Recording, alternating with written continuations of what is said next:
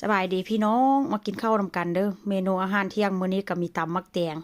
และกะจิทอดไก่พี่น้องเอ้ยมื้อนี้ไปส่งลูกชายมาแล้วก็มาเก็บบ้านเก็บซองซักผงซักผ้าแต่ว่าก็บ่มีแดดเด้แต่ว่าก็ดีที่แบบว่ามีตู้อบเอาว่าเส้นซักค่อยก็เลยแบบว่าใส่เตาอบใส่ตู้อบนั่นแหละพี่น้องหันบ่มีตู้อบนี่ก็คือสิค่อนข้างลำบากและก็ยากหลายจนว่ากระทั่งแบบว่าเข้าหน้าร้อนแล้ว แต่ว่าฝนก็ยังตกทุกมื้อตกบ่แล้วได้ หนาวอีกปีนี้เป็นปีที่แบบว่าค่อนข้างจะแบบว่านานฮ้อนแต่ว่าก็ลำบากหั่นล่ะพี่น้องมันบ่มีบ่อนตากผงตากผ้ามีอยู่บ่อนตากผงตากผ้าก็ค่อนข้างมีน้อยแล้วก็มีจำกัดพื้นที่ตากผ้าค่อยก็เลยแบบว่า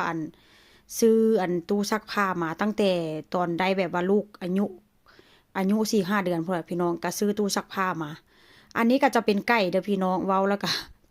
ต่อจากไก่เลยอันนี้ก็จะเป็นไก่นี่ก็เอาออกมาจากตู้แช่แข็งเมื่อคืนนี้ขึ้นไปขึ้นมาอยากกินทอดไก่ตำมักแตงค่อยก็เลยแบบว่าเอาออกมาไว้ตั้งแต่เมื่อคืนหันเอาออกมาไว้ตั้งแต่ตอนเช้าหันก็ต้องได้แช่น้ำแหละเพราะว่ายังเป็นน้ำแข็งอยู่พี่น้องแต่ว่าค่อยเอาออกมาไว้แต่คืนนี้มันก็ค่อนข้างจะสบายได้ถ้าหากว่าเขาจะกินข้าวกินน้ำนี่ก็เนาะเขามีของในตู้แช่แข็งหั่นน่ะต้องออกมาไว้ตั้งแต่เมื่อคืนถ้าหากว่าเอาออกมาไว้ตอนมื้อเช้าแล้วมาเฮ็ดตอนมื้อเช้ามื้อสวยยังแข็งเป็นน้ำแข็งอยู่ มื้อนี้ก็จิมาล้างไก่แล้วก็จิมาหั่นหั่นไก่แล้วก็จิปรุงรสชาติด้วยน้ำตาลแล้วก็จิใส่เกลือมื้อนี้ก็รสชาติเก่ารสชาติเดิมหั่นละแล้วก็ใส่ซีอิ๊วขาว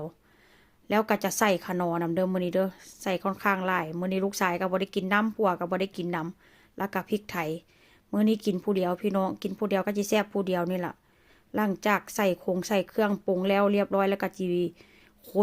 นจนมันเข้ากันพุ่นล่ะแต่ว่ากะจิบ่ได้ไปแช่ตู้เย็นไว้หลายชั่วโมงเด้อเพราะว่าหิวข้าวเมื่อคืนนี้ก็คือว่าหั่นล่ะกินต้มวุ้นเส้นแต่ว่าต้มวุ้นเส้นทันกะเมื่อวานนี้กินข้าว2 รอบพี่น้องมื้อสวยแล้วก็มื้อแลงแต่ว่ามื้อนี้ก็จีทอดแบบว่าบ่ได้ใส่น้ำมันเด้อตอนแรกนี่เด้อเพราะว่าหยังอยากกินแบบอันมันดาดมันไหม้หม้อนะพี่น้องอยู่ดีๆก็คืออยากกินแบบนี้ได้ค่อยก็เลยแบบว่าถ้าหากว่าอยากกินแบบมันมีกลิ่นฉุนกลิ่นไหม้หั่นนะพี่น้องก็เลยแบบว่าบ่ใส่น้ำมัน ตอนแรกก็ว่าจิอบเอาเฮ็ดไปเฮ็ดมาค้านล้างแบบว่าเตาอบหั่นน่ะเพราะว่าเตาอบมันใหญ่ถ้าหากว่ามันล้างมันก็ต้องได้ล้างหมดว่าเซ็นซะค่อยก็เลยแบบว่าดาดแบบนี้แหละพี่น้องแล้วหลังจากปล่อยให้มันดาดแล้วก็ใส่น้ำมันน้อยนึงบ่ว่าหันจิว่าบ่ใส่ก็ว่าจิบ่ใส่พี่น้องหลังจากนั้นก็จิตำมักแตงเวลาตำนี่ก็จิบ่ได้ถ่ายเด้อพี่น้องเอาตอนมันตำแล้วนี่ล่ะเพราะว่าหิวข้าวแฮงหน้าตาตำมักแตงก็จะเป็นประมาณนี้ แล้วมาเพิ่งทอดไก่มื้อนี้ค่อนข้างจะแห้งได้แล้วก็บ่แบบว่ามีน้ำมันหลายว่าเช่นซะมื้อนี้ก็กินแบบว่าไร้น้ำมัน